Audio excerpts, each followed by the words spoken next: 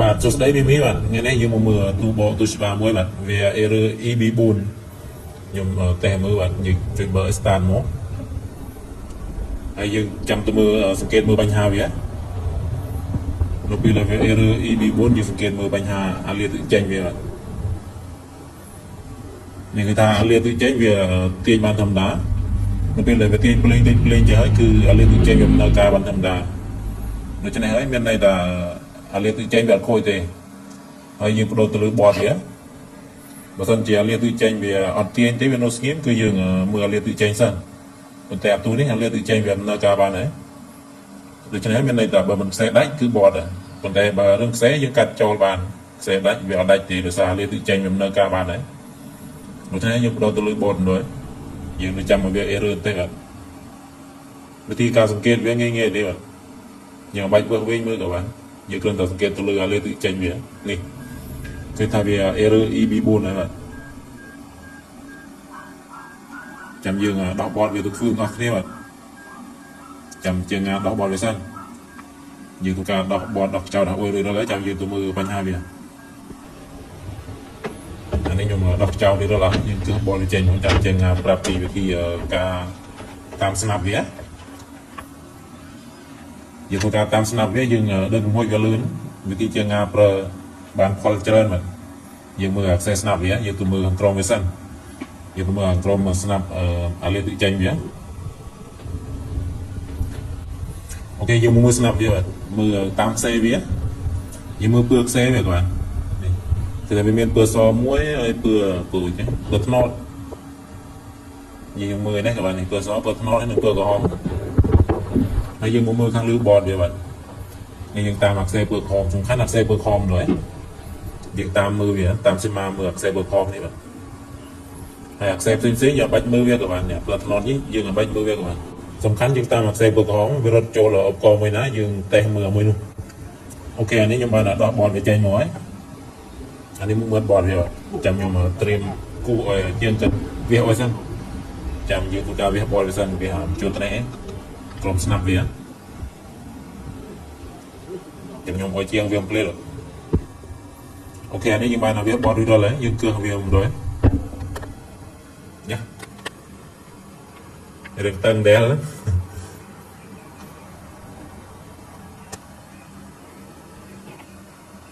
អូខេចាញ់មកហើយបាទហើយយើងមើលជើងស្នាប់ខ្សែពើខំដែលយើងតាមមិញខ្ញុំធ្វើការស្រីកម្រាស់យើងតាមមកស្នាប់ខ្សែពើខំដែលយើងតាមវាមិញនេះអាជើងនេះស្នាប់ខ្សែពើខំយើងតាមសេមាវាមកបាទវាចូលឧបករណ៍មួយណាយើងត្រួតពិនិត្យមើលឧបករណ៍មួយនោះបាទនេះអានេះជើងខ្សែពើខំដែលយើងតាមហើយយើងមើលសេមាវាទៅចាំយើងមើលសេមាវាផ្លេតរត់ចូលរីស្តង់មួយនេះបាទចាំខ្ញុំផ្លេមើលលើនេះ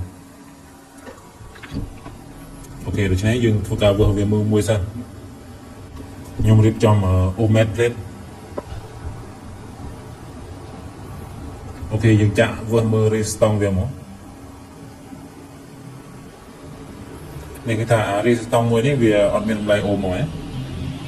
ហើយយើងចង់ទៅយើងមើលអាគីន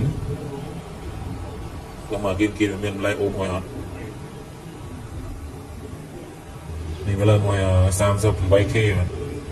38K ជាងតែតម្លៃរបស់វាគឺ 39K តែយើងវាបានប៉ុណ្ណេះឯងបាទចាំខ្ញុំវាខាងលើឲ្យមើល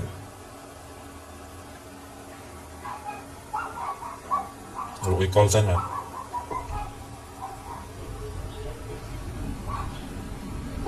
អូខេយើងចាក់ជើងសងខាងវាមក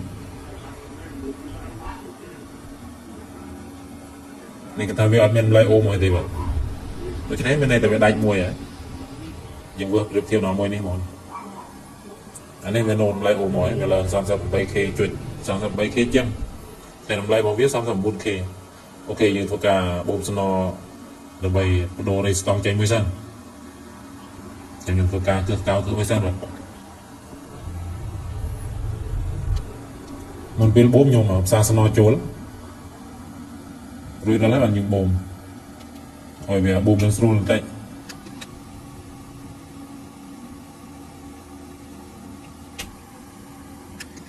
អូខេរួចដល់ហើយ យើងប្រេមកខាងគឺវាចេញដល់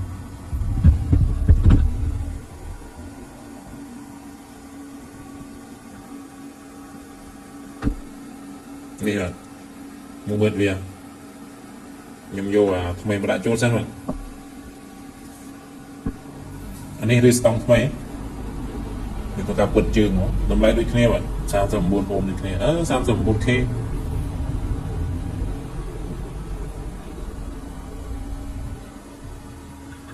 អូខេយើងប្រេមកសារវាចូលដល់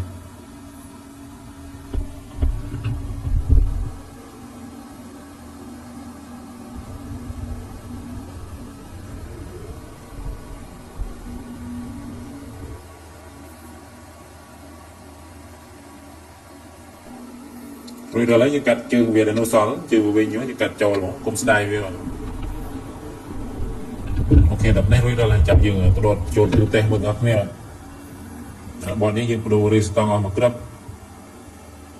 អានេះអាចាស់វាវត្តចូលវាទៅបាទយើងទូក៏បានវត្តចូលក៏បានវាខូចបាត់ហើយអូខេខ្ញុំដាក់ចូលទូសិនយើងដាក់ចូលទូទេសមើលម្ដងចាំខ្ញុំធ្វើការដុតអានេះយើងក្លែងយើងចុះជួលមិញដូររីស្តង់ក្របចាំយើងដូរស្នាប់ចូលអស់រួចដល់ចាំយើងមកតេសមើលអស់គ្នាបាទអូខេរួចដល់ហើយអានេះខ្ញុំដូរស្នាប់រួចដល់ហើយធ្វើការដូរទ្រីភ្លើងភ្លេសិនអូខេចុចតេសម្ដងមើល start យើងចាំមើលវាខ្លាំងបានអត់វារើទៀតអត់បាទ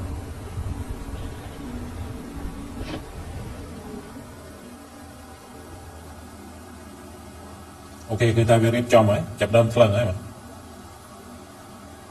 គេថាវាលេងអឺរឺហើយ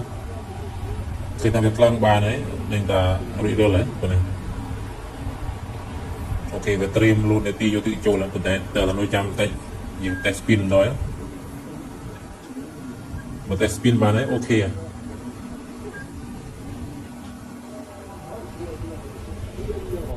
ើងនៅចាំមើលវាមិនទូបាទវាអឺរឺអត់